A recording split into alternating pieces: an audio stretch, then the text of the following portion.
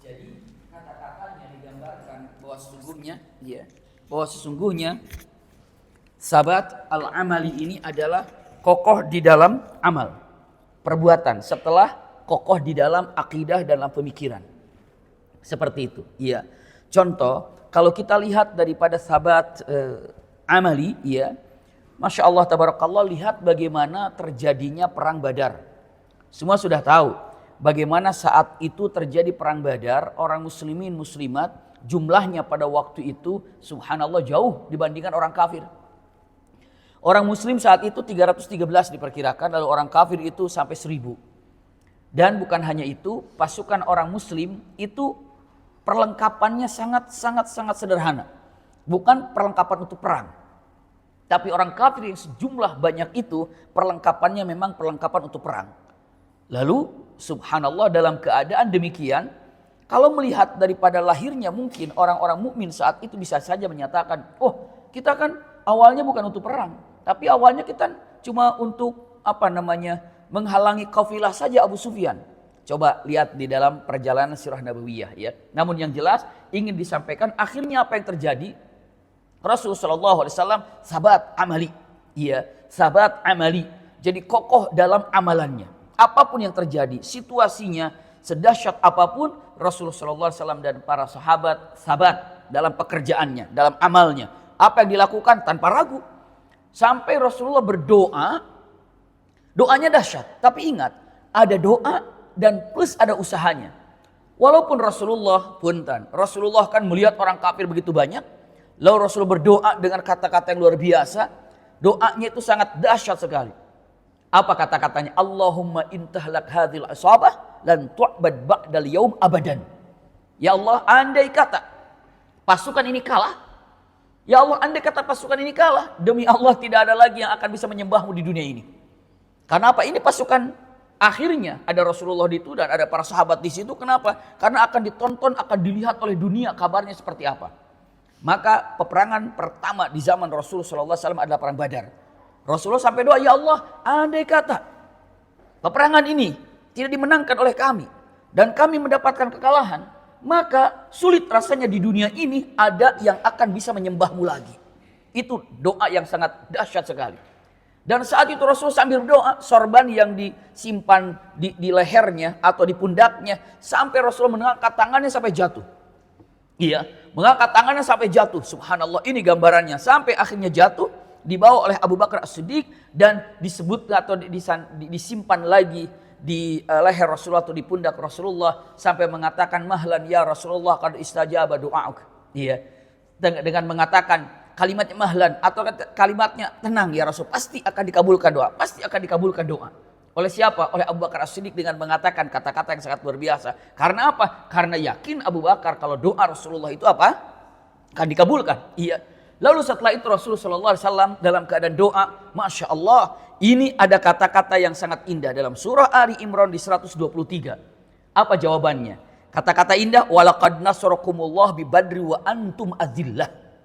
Ini sahabat amali, kalau kita punya kekuatan secara amal, itu pasti akan ditolong. Jadi kekuatan itu bukan hanya di hati saja. Kekuatan bukan hanya di pikiran saja atau di ilmu saja. Ingat ya, kalau saya gambarkan kekuatan hati, kekuatan ilmu, dan kekuatan amal. Jadi tanpa ragu, kita mau belajar ke kajian, dimanapun tempatnya. Dalam perjalanan ternyata macet, hujan, gak usah balik lagi. Walaupun sampai ke tempat kajian itu sudah beres. Itu sahabat amali. Iya, walaupun datang ke sana pas nyampe, pas subhanakallahumma bihamdika. Itu kan pas banget itu. Iya. Atau pas nyampe, misalnya pas jamaah bubar, itu jangan pernah mengundurkan diri. Pokoknya datang ke sana paling kebagian 5 menit, datang. Sahabat amali. Iya. Apapun yang terjadi, inilah gambarannya. Jadi ketika ada niat baik, tolong kokoh dan kuat secara amalnya. Ini yang ada. Iya, sahabat amali. Di awal mengatakan sahabat yang namanya akidah, keyakinannya. Yang kedua sahabat fikir itu ilmunya. Lalu yang ketiganya adalah sahabat kokoh kuat di dalam amalnya. Lihat apa yang terjadi. 313 melawan 1000. Apa jawabannya? Kalimatnya yang sangat indah. Walaqad nasarakumullah bi badri wa antum azillah. Artinya apa? Dan Allah telah menolong iya, apa? Ahli Badar. Di perang Badar wa antum azillah, saat itu engkau dalam keadaan azillah. Azillah itu apa? Lemah. Dalam keadaan lemah. Allah yang menyatakan kalian lemah, tapi Allah tolong. Masya Allah. Karena apa? Karena sabat. Sabat amali. Jangan putus asa ketika melakukan apapun tujuan yang baik yang kita lakukan. Masya Allah. Ini kalimatnya sabat amali. Iya. Bahkan lihat di ayat 125-nya. Bal in tasbiru wa tattaqu wa ya'tukum min fawrihim. Iya. Kalimatnya malaikat. Iya kan?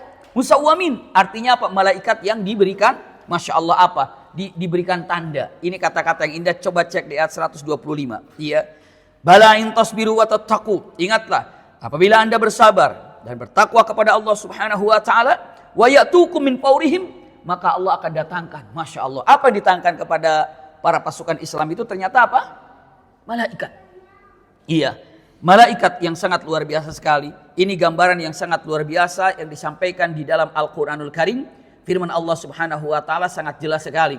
Intinya dengan mengatakan kalimatnya sabatul amali. Iya. Sabatul amali. Punten. Kalau kita ingin dicek, dilihat lagi, usikum wa iyaya nafsi bitaqwallah, ternyata Allah tidak akan pernah memberikan pertolongan, bukan hanya sekedar doa saja, tapi gerakan yang sangat luar biasa dilakukan oleh para sahabat pastinya atas perjuangan Rasul Shallallahu Alaihi Wasallam. Masya Allah, iya. Dengan kalimatnya ini, bahkan di sini bukan hanya sekedar malaikat, iya. Apa digambarkannya? Bala in tasbiru wa tattaqu wa ya'tukum min fawrihim hadha yumdidkum rabbukum bi khamsati alafin minal malaikati. Masya Allah. Bi khamsati alafin minal malaikati, dengan jumlah berapa? 5.000 malaikat. Masya Allah. Iya. Dengan mengatakan Masya Allah 5.000 malaikat yang memakai tanda. Karena apa? Karena punten. Sampai tidak pernah terjadi perang apapun. Iya. Perang apapun. Malaikat turun sampai menggempur musuh kecuali perang Badar. Kecuali perang Badar. Kenapa? Ini sabat daripada amal. Tenang saja. Allah bisa turunkan malaikat loh untuk menolong sampai dimenangkan. Jadi terkadang kita mau punya apa saja. Niat baik kita, bisnis kita, usaha kita. Masya Allah. Dengan keinginan kita. Kadang-kadang dengan matan ilmunya sudah dapat. Lalu dengan mengatakan akidahnya sudah dapat. Cuma tinggal sahabat amalinya ini. Coba kokohkan amalnya. Itu juga. Ada sahabat-sahabat yang Masya Allah tabarakallah. Buka apa yang namanya. Sahabat-sahabat ini boleh dikatakan buka showroom gitu ya. Ternyata Masya Allah. Ya ada yang di Depok. Ada yang di Condet. Begitu buka. Beliau dengan mengatakan kata-katanya. Pokoknya saya tidak menerima yang namanya apa itu. Cicilan dengan merupakan apa? Riba gitu ya. Leasing. Ya, adapun kalau dia mau nyicil, tidak nyicil tetap harganya segitu. Berapa harga mobil? Harga mobil misalnya 100 juta. Kalau nyicil 100 juta. Kalau cash 100 juta. Masya Allah. Awal mula berat sekali. Dia tahu ilmunya. Dan mengenai tentang akidah ini haram yang namanya riba. Lalu bukan hanya sekedar itu. Tapi apa? Masya Allah. Ilmunya yakin ini adalah haram. Iya. Lalu akidahnya kuat. Apa yang harus dijauhi dan apa yang harus diambil. Ilmunya tahu ini adalah halal dan ini adalah haram. Lalu haram dijauhinya. Masya Allah tabarakallah. Apa yang terjadi? Awal pertama berat. Yang kedua berat. Yang ketiga berat. Masya Allah sekarang ini luar biasa. Luar biasa. Kalau ada yang perlu nanti saya kasih nomornya. Iya. Tapi ini gak boleh. Kenapa? Karena yang namanya sahabat. Iya. Untuk apa? Untuk syiar daripada dakwahnya. Dakwahnya luar biasa. Kenapa? Menolong yang namanya para asatidz, menolong para teman-teman yang dalam berdakwah dengan mengatakan ucapannya, kalimatnya, Masya Allah tabarakallah, dengan tegas mengatakan ini nggak boleh, ini boleh. Maka dalam bisnis pun ada yang namanya apa? Sabatul amali. Iya, sabat dalam amal. Masya Allah. Iya. Lihat kita lanjutkan dengan mengatakan sampai kalimatnya yumdidkum rabbukum bi khamsati alafim minal malaikati musawwimin. Masya Allah. 5.000 malaikat. Allahu Akbar. 5.000 malaikat. Yang diberikan tanda malaikat itu.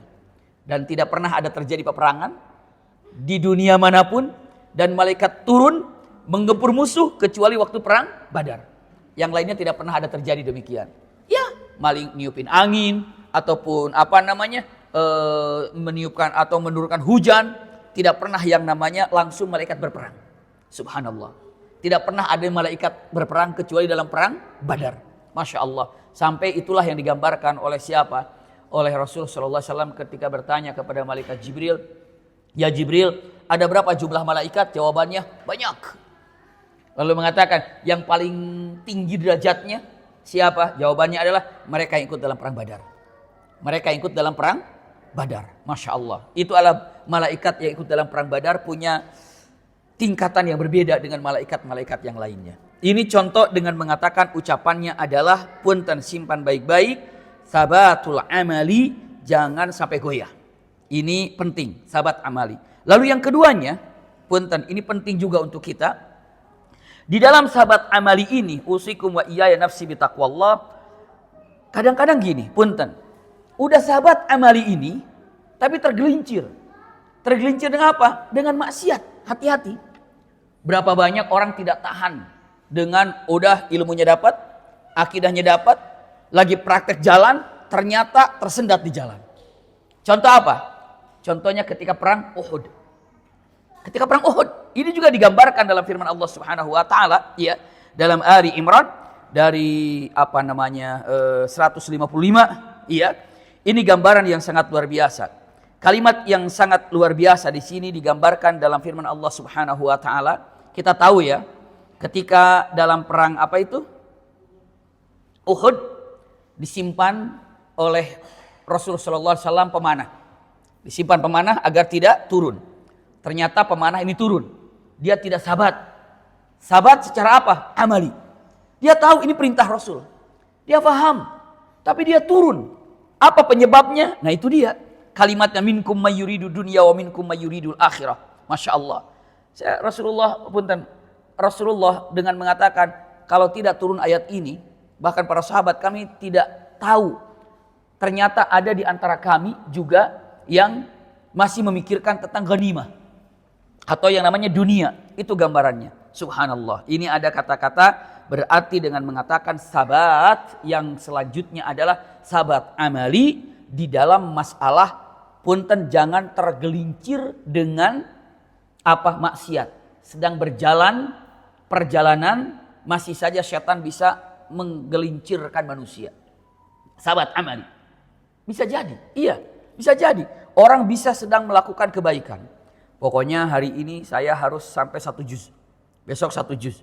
Lusa 1 juz. Sedang baca biasa 1 juz. Tiba-tiba subhanallah ada acara. Acaranya yang mubah. Bukan yang sunnah, bukan yang bermanfaat. Tapi yang mubah. Misalnya pertandingan bola. Tak. Akhirnya dia harus meninggalkan bacaannya karena nonton itu. Dia tergelincir. Dengan apa? Amal yang terbiasa tergiur dengan hawa nafsu yang ada. Jadi ingat, setan mengganggu manusia bukan saja sebelum melakukan pekerjaan. Tapi sedang melakukan pekerjaan pun setan mengganggunya. Bahkan selesai melakukan pekerjaan pun setan mengganggunya. Iya, kalau setan mengganggu saat melakukan pekerjaan, dia akan mengatakan ucapannya dengan berbagai macam cara. Jangan terlalu aktif, santai aja, biasa saja. Jangan terlalu di awal, nanti aja, yang penting hadir. Itu biasa setan begitu. Iya, akhirnya apa? Nyantai aja. Yang penting hadir. Habis itu, hadir. Apa saja, setan akan tetap saja menggoda. Dengan apa ucapannya, kalimatnya? Ya, apa saja. Udah tidur aja, nyantai aja. Nanti kan bisa itu, bisa ini. Na'udzubillah. Setelah itu selesai kajian, atau selesai apa saja, setan datang lagi. Dengan nggak ada kayak kamu tuh, kayak gitu. Kamu paling keren. Kamu paling keren. Jadi seakan-akan dengan mengatakan setan itu memberikan sesuatu apa? Agar dirinya merasa paling apa? Paling keren, paling tahu, paling ahli, paling apa. Sehingga memandang orang lain lebih apa? Lebih rendah. Apa dia gak ngaji? Apa dia gak pernah hadir? Apa dia? Meremehkan. Itu setan selalu datang berbagai macam arah. Maka punten, usikum wa iyaya nafsi bitaqwallah. Yang kedua ini hati-hati. Setan mengganggu orang dalam keadaan melakukan kebaikan. Sekali lagi, sabatul amali artinya adalah apa yang dikerjakan, niat kita kokohkan dengan pekerjaan kita buktikan. Yang kedua, hati-hati. Saat Anda menjalankan perbuatan kebaikan, hati-hati maksiat jangan pernah disentuh. Kenapa? Karena itu pun adalah tempat cara syaitan menggoyahkan. Jangan begitu. Rasulullah SAW bahkan ditiru oleh Khulafaur Rasyidin kalau berperang. Jawabannya apa? Kata Rasulullah SAW. Kata Rasulullah ini, yang paling aku takuti dengan melawan orang kafir, yang paling aku takuti dalam peperangan ini bukan jumlah orang kafir yang banyak. Sekali lagi disampaikan. Yang paling aku takuti dalam peperangan ini bukan digempur oleh orang kafir yang banyak. Tapi yang paling aku takuti adalah maksiat di antara kalian. Kenapa? Karena kalau musuh banyak, tapi kalau kita tidak bermaksiat, kita akan ditolong oleh Allah.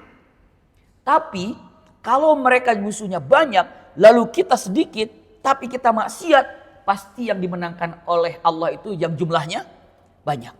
Bisa dipahami itu ya? Jadi Rasulullah mengatakan yang paling ditakuti oleh aku, oleh kita itu adalah bukan musuh yang banyak. Tapi yang ditakuti itu adalah apa? Maksiat yang ada di sekeliling kita. Itu yang ada. Jadi kalau berbuat maksiat itu kalah. Kalah. Tapi kalau kita ini benar dan tidak berbuat maksiat, mereka bisa dikalahkan.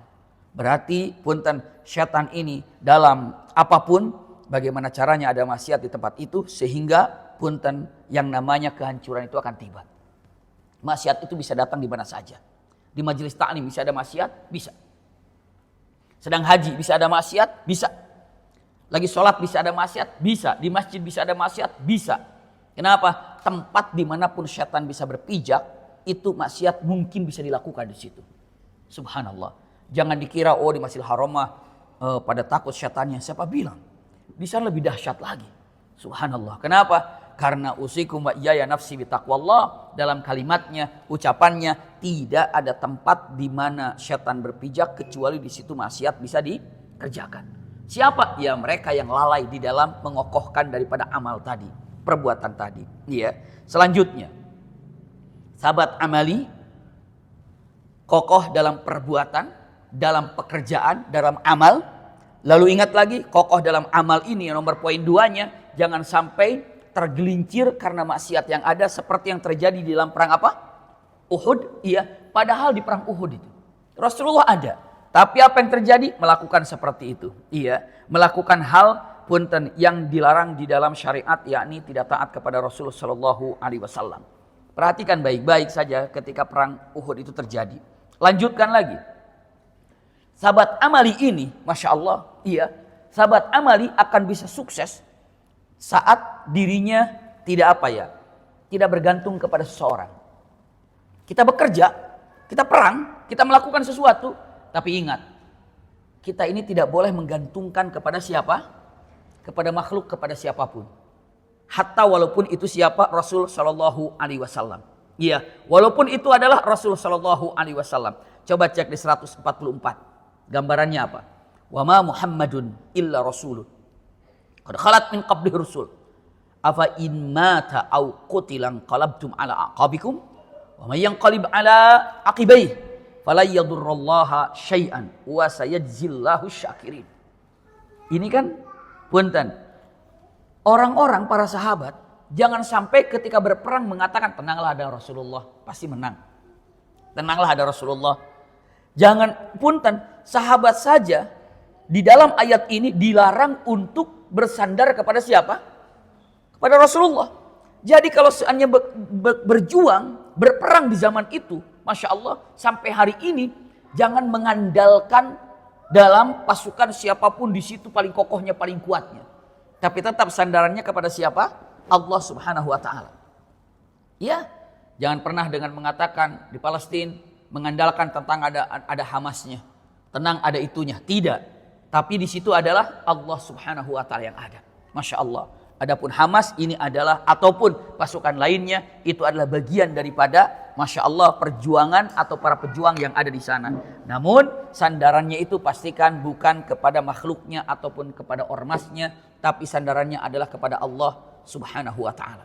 Ini yang digambarkan wa ma Muhammadun illa rasul qad khalat min qablihi rusul.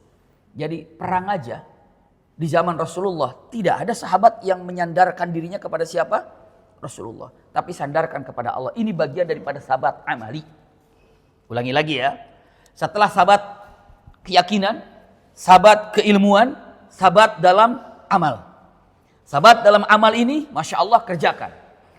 Didorong dengan ilmu, didorong dengan akidah, kerjakan amal. Tapi ingat, tetap kokoh ya, tetap bekerja ya, tetap beramal ya. Kalaupun syaitan terus menyerang, tetap beramal. Apa syaitan menyerang? Agar berbuat maksiat. Hati-hati. Selanjutnya apa lagi? Sabat amal, tetap. Kenapa? Terkadang mungkin kita akan berpikir, kayaknya saya udah gak mampu nih. Ya udahlah, saya pasrahkan kepada fulan. Hati-hati. Saya serahkan kepada fulan, panggil fulan. Akhirnya lupalah tawakalnya kepada Allah Subhanahu wa taala. Bayangkan saja para sahabat saja dalam peperangan tidak bersandar kepada Rasulullah, tapi sandarannya hanya kepada siapa? Allah Subhanahu wa taala. Ini yang disebut dengan kata-kata yang luar biasa kalimatnya adalah punten, disampaikan para ulama dengan tegas mengatakan jangan yang namanya ta'alluq bil ashkhas. Artinya adalah bersandar kepada seseorang. Bersandar kepada makhluk tidak bisa. Ya, ini tentang masalah sabat. Ulangi lagi sebelum kita lanjutkan bahasan terakhirnya. Di awal sabat akidahnya. Jadi kalau bicara surah Ali Imran, sabat apa? Akidah. Sabat ilmu. Sabat amal. Itu intinya. Lalu terakhirnya, ujungnya dalam kitab ini diucapkan limada summiyati surah bi Ali Imran. Nah, kenapa surat ini dikatakan Ali Imran? Kenapa surat ini dikatakan Ali Imran? Keluarga Imran. Jawabannya simpel. Karena keluarga ini menunjukkan keluarga yang kokoh kuat di dalam sabat, dalam keinginannya. Keinginan dalam mengabdi kepada Allah Subhanahu wa taala. Inilah yang gambaran yang terindah. Kalau teman-teman semuanya, kalau melihat dengan menyatakan surah Ali Imran menceritakan tentang sebuah keluarga yang sabat, yang kokoh, yang kuat dengan pendirian dan keinginannya yang luar biasa. Coba aja cek baik-baik. Kalau teman-teman ingin lihat, subhanallah, mudah-mudahan bisa sempat untuk melihat tafsir daripada surah Ali Imran secara kisahnya apa yang ada. Ternyata di situ kan seorang wanita, istrinya daripada Imran, itu namanya Hanna, dan subhanallah, dia hamil. Saat hamil ini, padahal udah lama gak punya anak. Lalu subhanallah Imran ini mohon kepada Allah Subhanahu wa taala agar punya anak. Lalu setelah hamil, apa kata Hanna ini, istrinya Imran? Ini dalam Ali Imran ayat 53 jawabannya, kalimat yang sangat indah. Rabbi, inni nazartu laka ma fi batni muharrara. Fataqabbal minni. Masya Allah. Ya Allah, aku sedang hamil. Ya Allah, apa yang ada di perut ini aku jadikan, kalau dikatakan wakaf, untuk dijalani. Allahumma ij'al ma fi batni muharrara. Muharrara itu artinya dengan mengatakan, kalau digambarkan para ulama, punten, usikum wa iyaya nafsi bitaqwallah, muharrara itu terbebas. Iya, terbebas, arti terbebas kayak gini-gini. Kadang-kadang kita berbicara dengan mengatakan kebebasan. Kita ini sebenarnya mungkin merasa bebas, tapi ingat, terkadang kita belum bebas. Kenapa? Karena terjajah oleh dunia. Terjajah dengan hawa nafsu, terjajah dengan keinginan. Itu dia. Kita merdeka. Sebenarnya orang yang merdeka itu adalah yang dirinya tidak ada yang menjajah dalam kehidupannya. Kadang-kadang ada orang yang dijajah dengan hawa nafsunya, pengen punya itu, pengen punya ini. Berarti dia belum merdeka. Iya. Coba cek aja baik-baik. Dengan orang mengatakan berapa banyak orang hidupnya merasa terjajah karena dirinya pingin punya itu, punya ini. Hanya kejar target. Selesai ini belum selesai, ada target lagi. Dia terjajah. Iya, terjajah dengan hawa nafsunya, terjajah dengan dunianya. Maka sebenarnya orang yang merdeka itu adalah punten yang membebaskan daripada penjajahan dalam dirinya. Berarti dia fokus bagaimana cintanya hanya untuk Allah. Taatnya hanya untuk Allah. Itulah orang yang merdeka. Maka yang digambarkan dalam firman Allah Subhanahu wa taala ini, Masya Allah tabarakallah, dalam perkataannya surah Ali Imran, apa coba? Gambaran yang sangat indah ini, Masya Allah tabarakallah, kalimat yang sangat indah dengan mengatakan, punten, di sini ada Rabbi inni nazartu laka ma fi batni muharrara. Ini ayat 35 kalau nggak salah. Kalau di sini ayat 53, ayat 35 kalau nggak keliru ini. Coba bisa dicek ayat 35. Kalau di kitab 53 keliru nulis mungkin. Iya, betul, iya. di ayat 35 dengan mengatakan idz qalat imra'atu Imran Rabbi inni nazartu laka ma fi batni muharrara fataqabbal minni innaka antas samiul alim. Ini dia, yang mana di sini istrinya Imran mengatakan, ya Allah, aku bernazar. Iya, masya Allah. Lihat, pada hari ketika, punten, saya sampaikan dulu secara artinya dengan mengatakan di ayat 35 ini, ingatlah ketika istri Imran atau Hannah berkata, ya Tuhanku, sesungguhnya aku menazarkan kepada engkau anak yang ada dalam kandunganku ini menjadi hamba Allah yang soleh dan berkhidmat ke Baitul Maqdis, ke Aqsa maksudnya. Maka terimalah nazarku ini. Jadi anak dalam perut sudah digambarkan, ya Allah, pokoknya anakku ini aku akan ajarkan untuk takarrub kepada Allah. Ya Allah, pokoknya aku akan jadikan anak yang ada dalam perutku ini untuk takarrub kepada Allah, untuk dekat dengan Allah. Pokoknya akan diajarkan hal-hal yang baik. Akan dibesarkan oleh orang yang baik, dibesarkan di lingkungan yang baik, sehingga Masya Allah akan menjadi orang yang baik. Subhanallah, ini gambarannya. Iya. Dengan ucapannya, kalimatnya yang sangat luar biasa, inni nazartu laka ma fi batni muharrara fataqabbal minni innaka antas samiul alim. Maka terimalah nazarku ini. Ternyata lihat di ayat 36-nya. Falamma wada'atha qalat rabbi inni wada'tuha unsa. Ya Allah, ternyata yang aku lahirkan ini itu perempuan. Iya, padahal dirinya pengen mendapatkan apa? Anak laki-laki. Punten.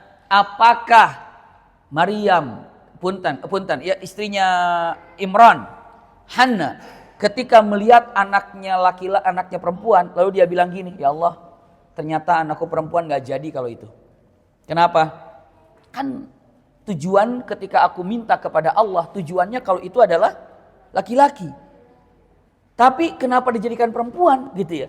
Makanya ya, padahal tujuannya itu saya pengen laki-laki, kenapa perempuan? Kalau gitu, gak jadilah nazarku ini. Tidak untuk punten Hannah. Dia kekeh walaupun perempuan ini akan dijadikan orang yang tetap takarrub kepada Allah dan berkhidmat di Masjidil Aqsa. Sampai dengan kata-kata kalimatnya, falamma wada'atha qalat rabbi inni wada'tuha unsa. Ya Allah, ternyata yang aku lahirkan ini adalah perempuan. Wallahu a'lamu bima wada'at. Pokoknya pasti ada rahasia yang terindah ketika Allah berikan kepadaku seorang wanita.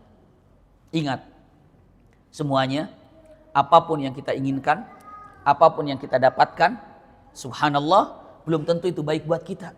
Nah, ketika berbicara dengan mengatakannya demikian adanya. Misalnya, kita bisa saja membelikan sesuatu kepada orang.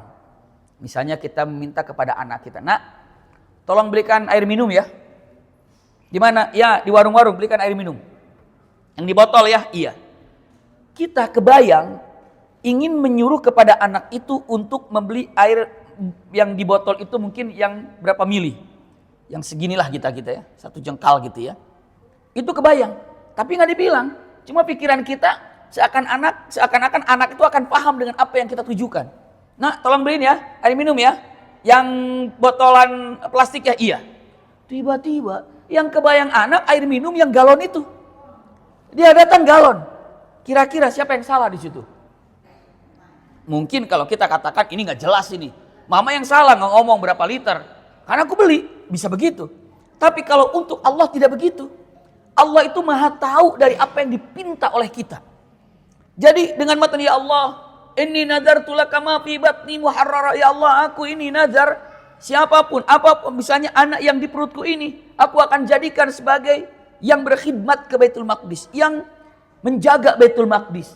Dalam pikirannya, kalau seperti itu ya laki-laki gitu ya. Tapi ternyata Allah berikan apa? Perempuan. Apa yang terjadi kepada Hannah? Tidak menggoyahkan pikirannya dengan mengatakan ucapan ya Allah. Ternyata laki-laki perempuan ini, ya sudah berarti Allah tidak menginginkan apa yang saya inginkan. Kenapa? Kan Allah tahu kalau yang seperti itu mestinya laki-laki. Berarti kalau Allah berikan perempuan, berarti apa? Tidak mengabulkan apa yang akan aku inginkan. Nah begitu, tapi tetap saja dia mengatakan Allahu a'lamu bima wada'at wa laysa dzakaru kal untha. Saya yakin apapun yang Allah berikan itu Allah lebih tahu hikmahnya ada apa. Walaupun saya tahu wa laisa dzakaru kal untha. Yang namanya laki itu beda dengan perempuan. Ingat ya, laki beda dengan perempuan itu bukan berarti laki-laki dan perempuan itu kalau laki-laki melakukan kebaikan lebih hebat daripada perempuan melakukan kebaikan. Kalau perempuan melakukan kebaikan lebih hebat daripada laki, tidak. Semuanya adalah sama. Kalimatnya yang jelas dalam Al-Qur'anul Karim, kalimatnya kalimat yang sangat indah ada dalam Al-Quran, berulang-ulang kalimatnya. Apa namanya? Bagaimana firman Allah Subhanahu wa ta'ala, man amila amalan shalihan min dzakarin wa untha wa huwa mu'min falanuhyiyannahu hayatan thayyibah. Siapa yang melakukan kebaikan mau laki-laki atau perempuan, dia tetap akan diberikan apa? Kebaikan. Laki perempuan akan diberikan apa? Kebaikan. Jadi ini kata-kata indah sekali. Lihat ucapannya. Walaysa dzakaru kal untha. Kalimat walaysa dzakaru kal untha maknanya adalah mau laki-laki mau perempuan, hakikatnya ini adalah sama buat saya, kata Hana, yang penting akan taqarrub kepada Allah, akan berkhidmat ke Masjidil Aqsa. Lalu punten, kenapa dikatakan laki-laki itu beda dengan perempuan? Ya jelas bedalah. Apa bedanya? Simpan baik-baik. Kalau laki-laki azan, perempuan ada azan enggak? Tidak. Laki-laki imam buat laki dan perempuan. Kalau perempuan imam buat perempuan. Kalau laki-laki jadi imam, safnya laki-laki yang imam lebih depan. Tapi kalau perempuan jadi imam, safnya bagaimana? Rata. Kan beda. Iya. Laki-laki, Masya Allah, jam berapapun berangkatnya tanpa mahram, gak ada masalah. Iya. Pergi jauh ke sana kemari, ke sana kemari. Sampai mau pergi kemana-kemana, sampai mau bermalam di pinggir jalan pun silahkan laki-laki. Kalau perempuan mahal. Subhanallah. Laki-laki auratnya dan perempuan beda. Subhanallah. Jadi bukan urusan dengan mengatakan amalan. Tapi apa? Karena namanya perempuan untuk secara kenyataannya memang walaysa dzakaru kal untha. Laki-laki itu secara tanggung jawabnya pun beda. Beda. Ya, cara hukumnya pun beda. Tapi secara amalan semuanya pahala itu sama. Iya. Lalu punten dengan mengatakan kata-katanya, qalat rabbi inni wada'tuha unsa wallahu a'lamu bima wada'at wa laysa dzakaru kal unsa wa inni sammaituha Maryam. Dan aku beri nama anak ini adalah Maryam. Masya Allah. Maka ada surat Maryam. Maryam itu artinya apa? Maryam itu artinya dua makna. Maryam itu artinya adalah abidah, dan Maryam juga artinya adalah khadimah. Dua makna. Maryam itu artinya adalah ahli ibadah, dan Maryam itu adalah yang berkhidmat. Khadimah, berkhidmat, itu Maryam. Artinya itu dua. Seorang ahli ibadah dan seorang ahli dalam berkhidmat. Kalau mungkin gambarannya ahli ibadah itu Maryam. Maryam juga artinya adalah, kalau mungkin digambarkan itu adalah yang berkhidmat. Berkhidmat di mana? Aqsa. Maka Masya Allah, akhirnya Maryam ini tinggallah di mana? Di Aqsa sejak kecil. Itu singkatnya. Namun yang ingin saya gambarkan, akhirnya Maryam ini punten-punten ujung-ujungnya Masya Allah tabarakallah punya keturunan. Tanpa harus menikah dengan seorang laki-laki ataupun tanpa disentuh oleh laki-laki, yang namanya putranya itu siapa? Siapa putranya? Isa alaihissalam. Itu gambarannya. Ternyata Allah menginginkan sesuatu yang luar biasa. Iya, luar biasa apa? Daripada yang namanya Ali Imran, lihat kekokohannya, kegigihannya.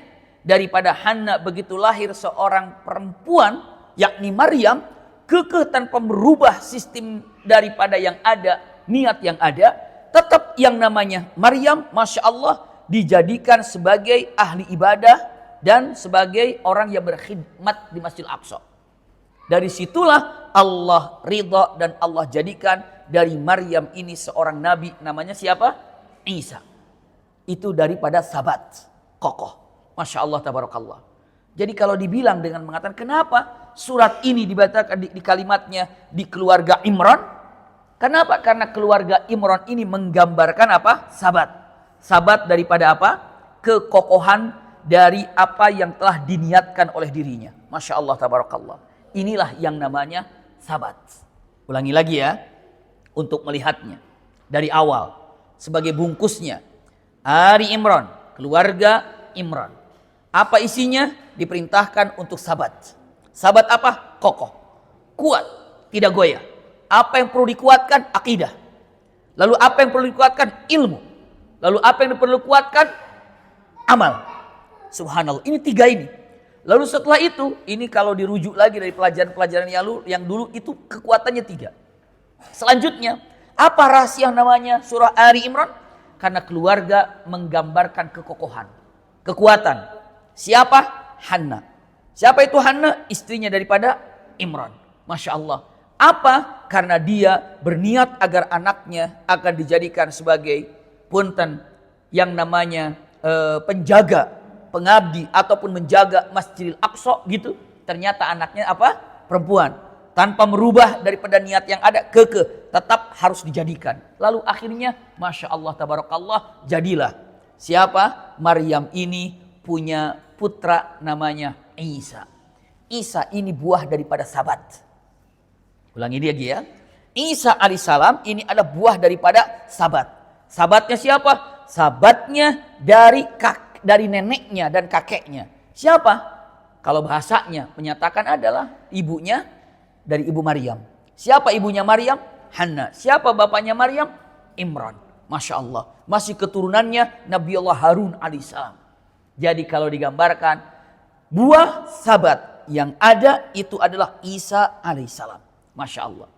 Ini adalah tentang surah Ali Imran. Iya. Yang luar biasa.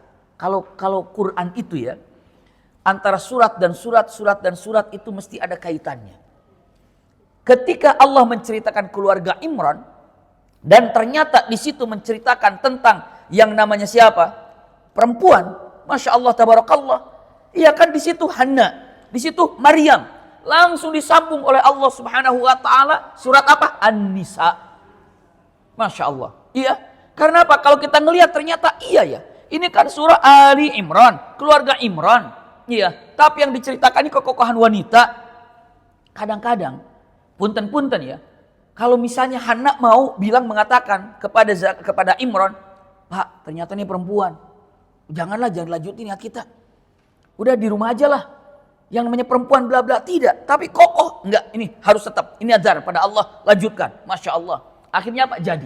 Luar biasa. Ya, makanya yang namanya Allahu Akbar. Kalau digambarkan tentang masalah perempuan, diawali daripada keluarga siapa?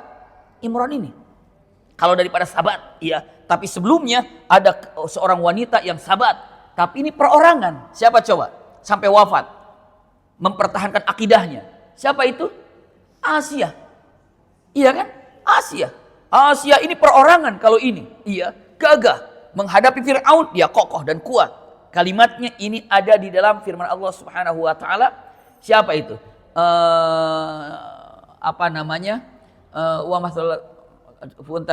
Dalam firman Allah subhanahu surat Tahrim. Tentang masalah istrinya Fir'aun.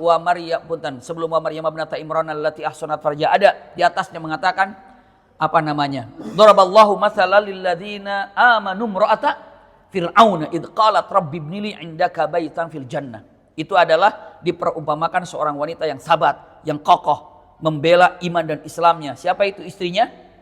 Fir'aun. Itu adalah Asia. Contoh yang keduanya itu adalah sabat. Siapa itu? Langsung contohnya siapa? Ali Imran, yakni adalah Hanna. Masya Allah dan Masya Allah dia sabat. Akhirnya apa? Keluar daripada zuriyahnya Maryam. Dan Maryam pun sabat. Coba. Kalau Maryam sabatnya apa? Ibadahnya. Lihat saja pelajaran tentang masalah Maryam. Bagaimana sampai ada surah yang namanya surat apa? Surat apa? Maryam. Ada nggak dalam Al-Quran surat Maryam? Ada. Diawali dengan kata-kata Kaf ha ya ain sad. Dzikru rahmati rabbika abdahu Zakaria. Hebat ya. Coba cek baik-baik. Maryam dibesarkan oleh Zakaria. Makanya ketika tentang masalah surat Maryam diawali dengan tentang kisah Nabi Zakaria.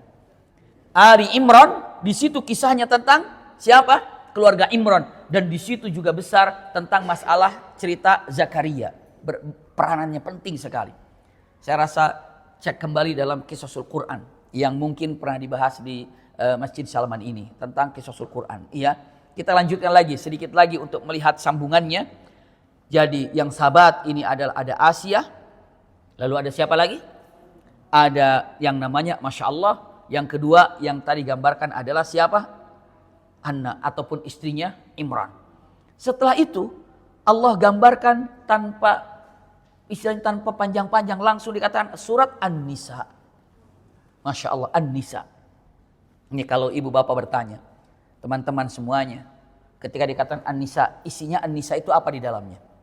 Sebelum saya melangkah lebih jauh, ini sebagai mukaddimahnya untuk yang akan datang. An-Nisa. Nanti, ini sebagai mukaddimahnya, tapi tidak apa-apa untuk digambarkan. Suratun Nisa, ini adalah surat berbicara tentang keadilan.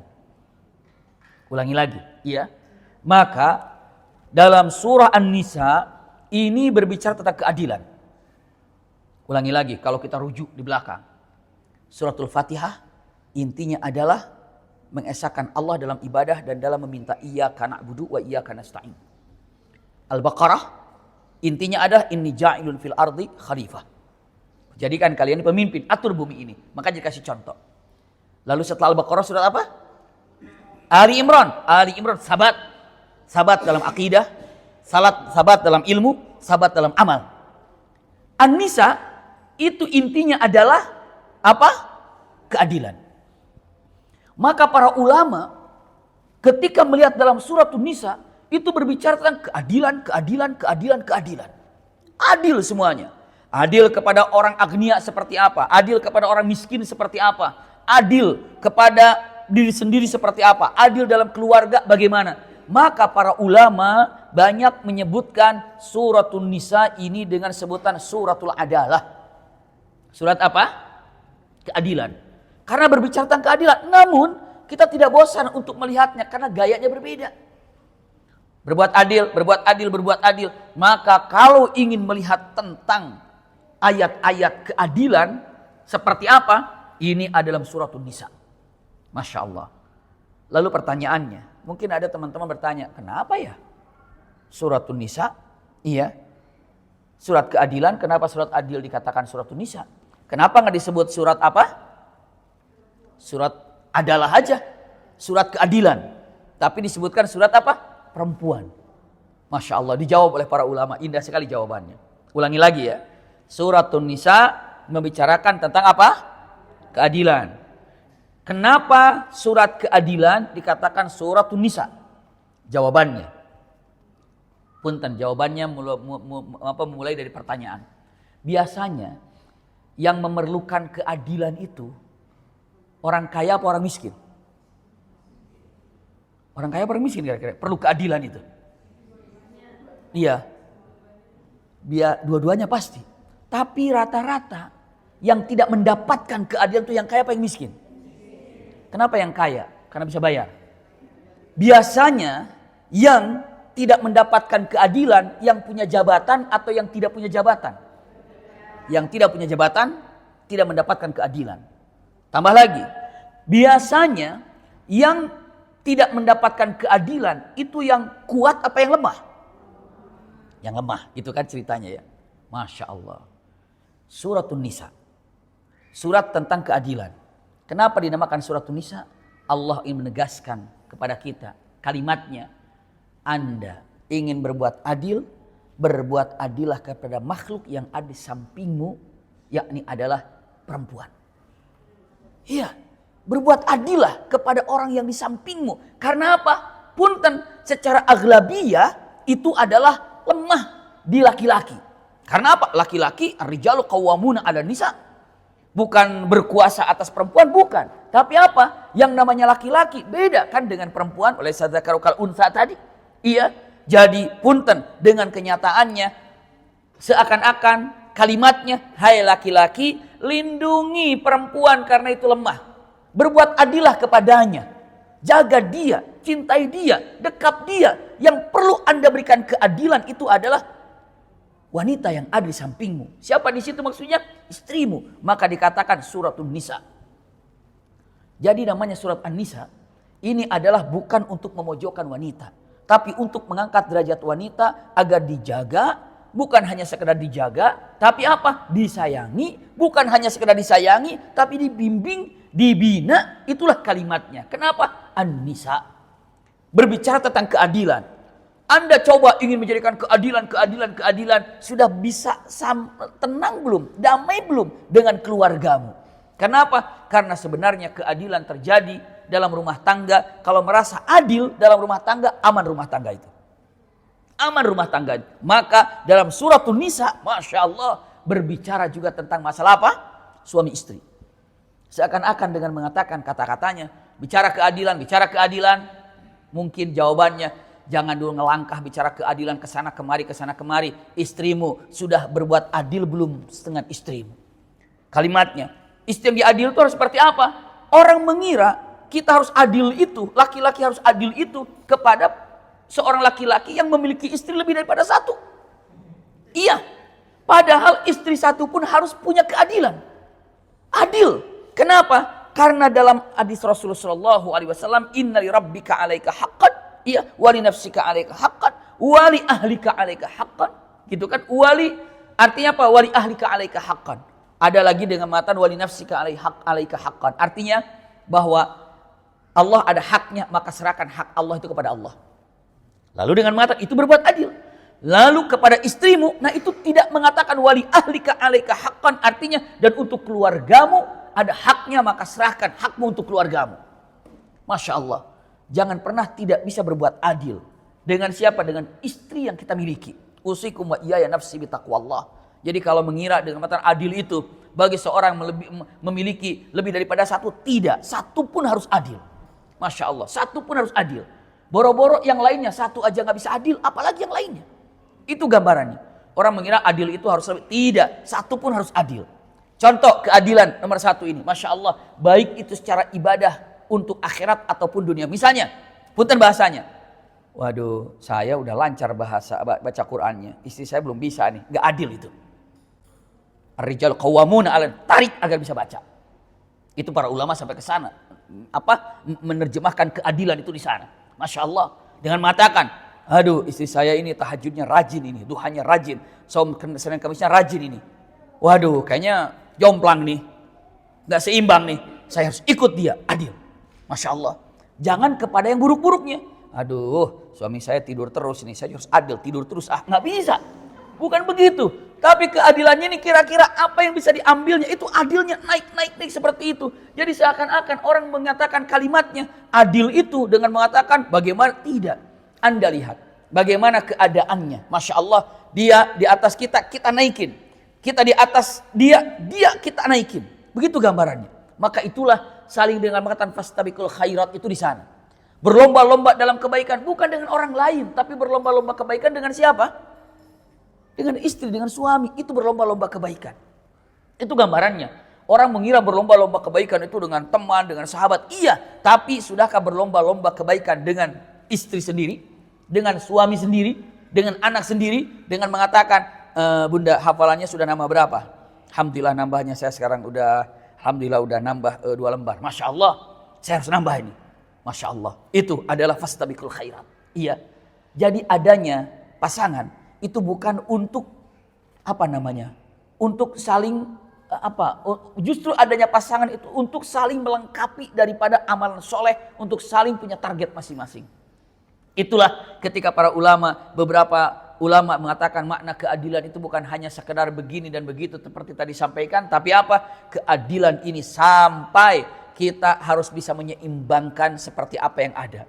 Waduh, ini suami saya begini, saya harus apakan? Saya harus ajak dia, saya harus didik dia, harus ajak dia, harus bimbing dia, naikin ke atas levelnya. Masya Allah. Ini terlalu bawah, naikin ke atas, itu keseimbangan yang ada.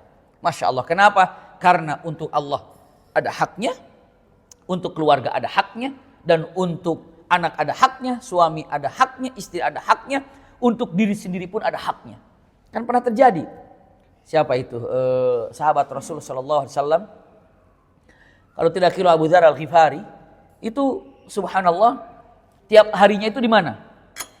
Di masjid ya. Abu Dzar Al-Ghifari tiap hari di masjid. Salat. Terus apa lagi? Saum.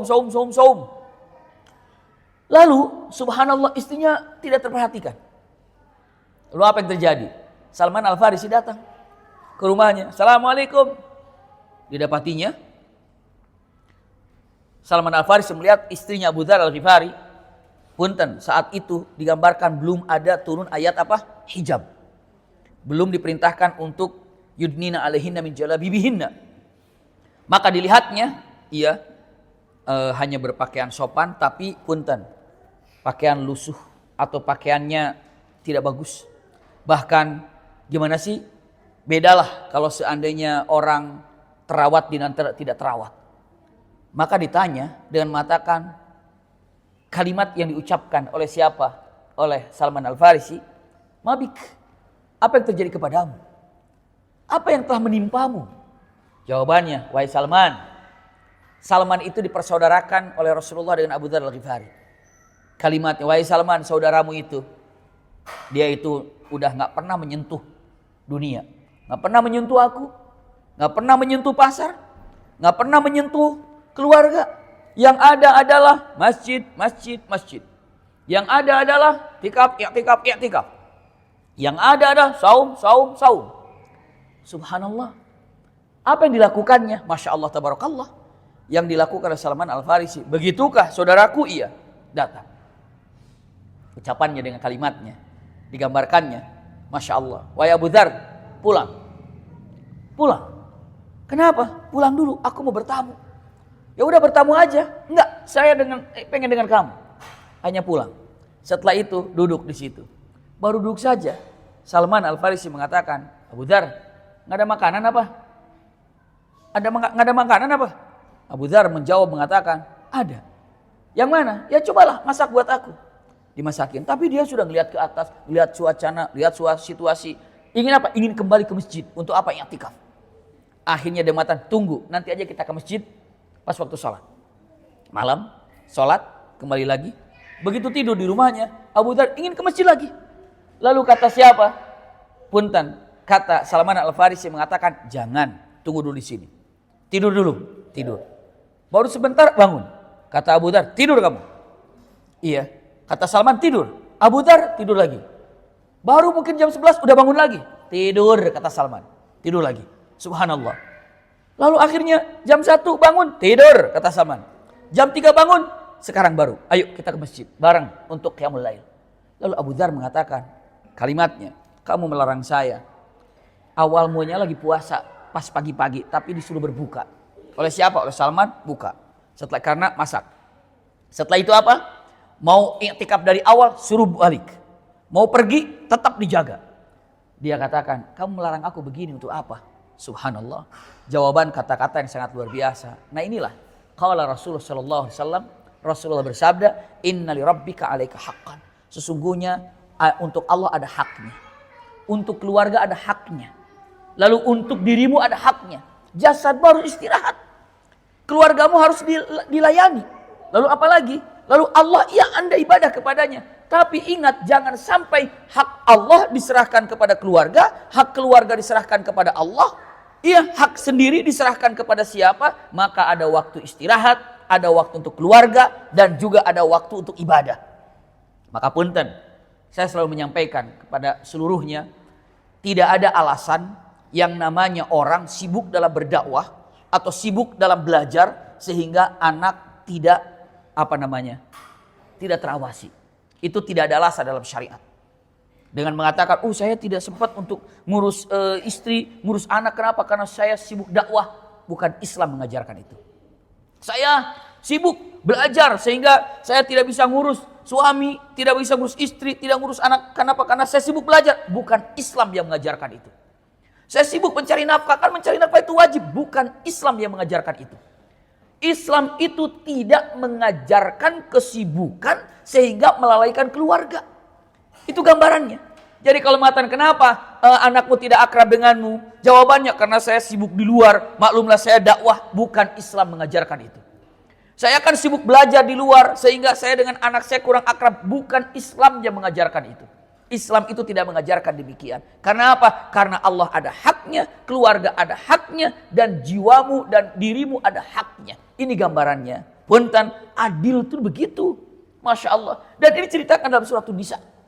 Ada lagi satu waktu, Masya Allah, Rasulullah sedang duduk dengan para sahabat. Tiba-tiba ada seorang wanita datang. Ya Rasulullah, saya ngadu kepadamu. Ya Rasulullah, saya ngadu. Seperti inilah kira-kira, ada akhwatnya, ada ikhwahnya. Gitu ya. Tiba-tiba ada perempuan datang. Ya Rasulullah, saya ingin ngadu kepadamu. Ya Rasulullah, saya ingin ngadu kepadamu. Rasulullah mengatakan, kamu yang mengadu tentang apa? Tentang suamiku ya Rasulullah.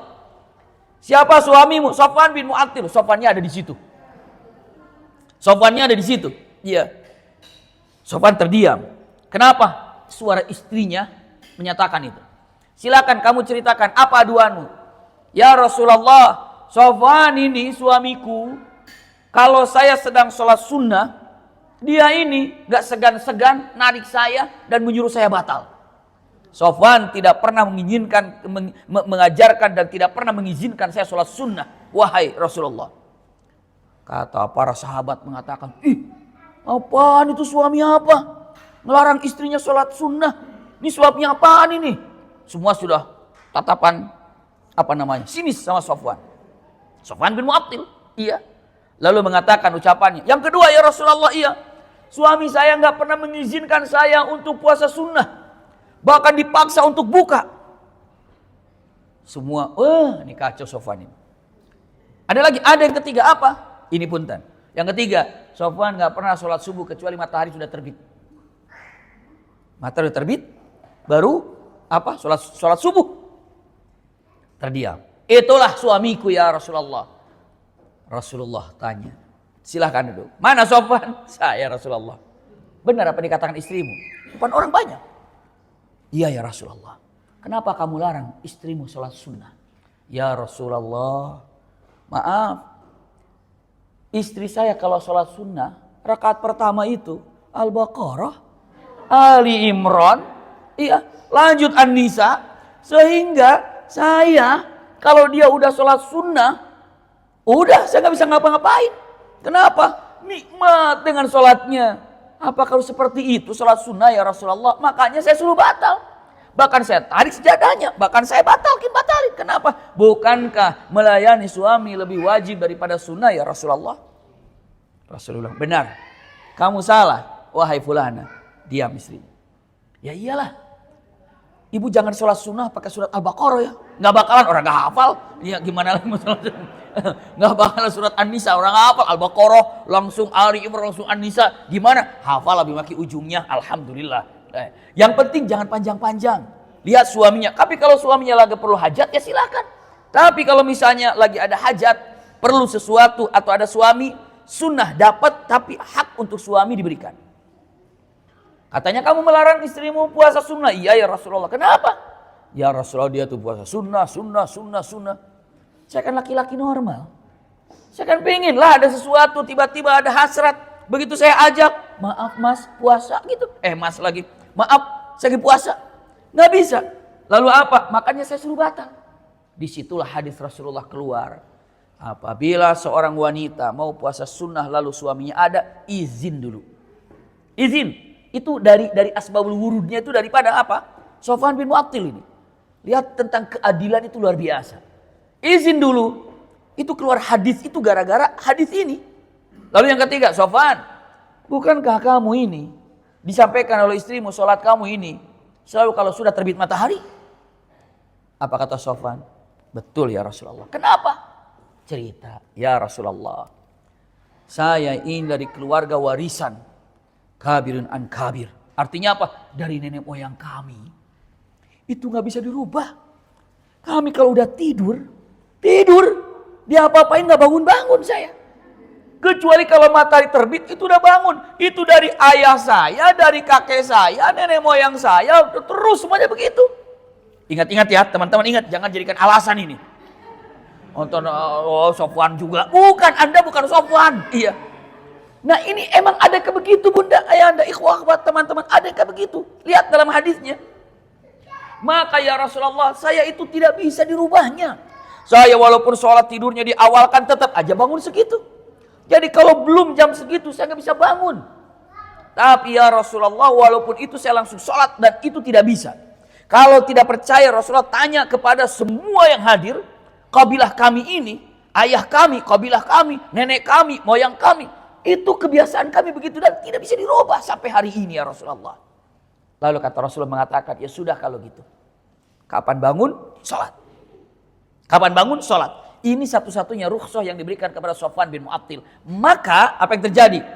Rasulullah menggunakan Sofwan bin Mu'attil. Apa coba? Bagian sapu jagat di dalam peperangan. Iya, Sofwan bin Mu'attil itu kan gara-gara begitu. Sofwan bin Mu'attil kalau orang tidur dia jalan. Kalau orang jalan dia tidur. Itu Sofwan bin Mu'attil. Jadi kalau misalnya nih dari sini ya, berangkat nih. Pasukan jalan, dia masih tidur. Iya, pasukan ini nyampe di sini, Sofwan jalan. Terus jalan, maka sebagian sapu jagat. Buktinya apa? Siapa yang menemukan Siti Aisyah tertinggal? Sofwan bin Mu'attil. Sofwan bin Mu'attil kan karena beliau bagian sapu jagat. Sofwan bin Mu'attil lagi jalan, kok ada orang tidur, siapa ini? Siapa? Dilihat Aisyah. Dia bilang, Aisyah ternyata kok bisa ketemu sama Sofwan bin Mu'attil. Lagi ngapain? Emang dia sapu jagat. Iya. Jadi orang jalan dia tidur. Orang tidur dia jalan. Maka Rasulullah cerdik dan mengatakan ini bisa dimanfaatkan semuanya. Jadi seorang pemimpin itu terkadang tidak perlu merubah seseorang untuk menjadi A, B, C. Tapi bisa memanfaatkan kebiasaan orang itu. Dia ahlinya di situ, ya udah begitu. Coba sekarang. Apakah Rasulullah merubah sosok Umar sebelum Islamnya, setelah Islamnya dirubah nggak sosok Umar? Tidak, Umar adalah Umar.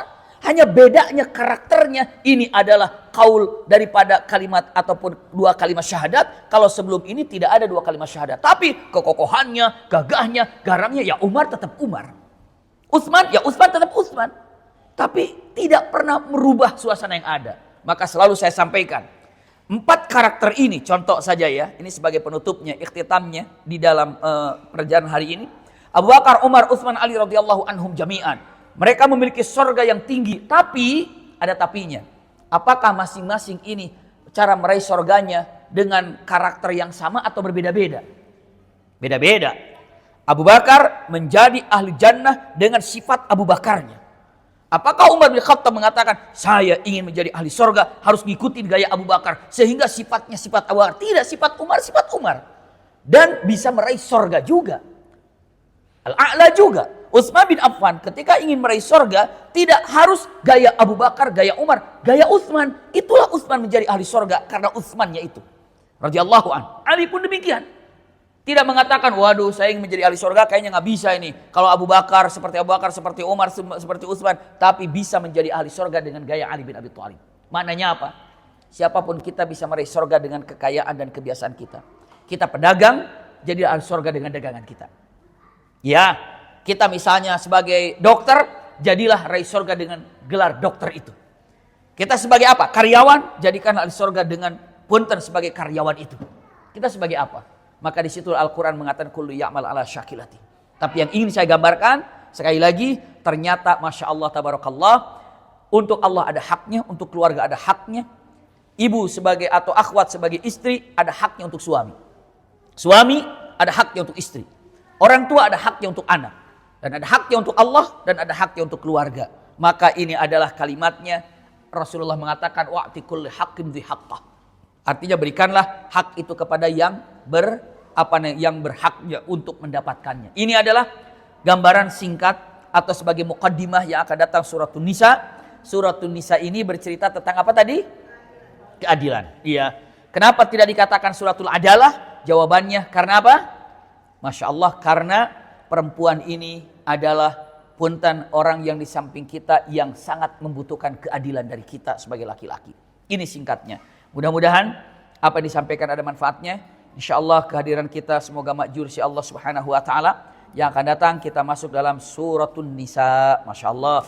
Al-Fatihah sudah, Al-Baqarah sudah, Ali Imran sudah. InsyaAllah suratun Nisa kita lanjutkan di pertemuan yang akan datang. Wallahu a'lam bishawab. Jazakumullah khair. Ala husni istima'ikum. Lakum minni al-hubbu wa du'a. Wassalamualaikum warahmatullahi wabarakatuh.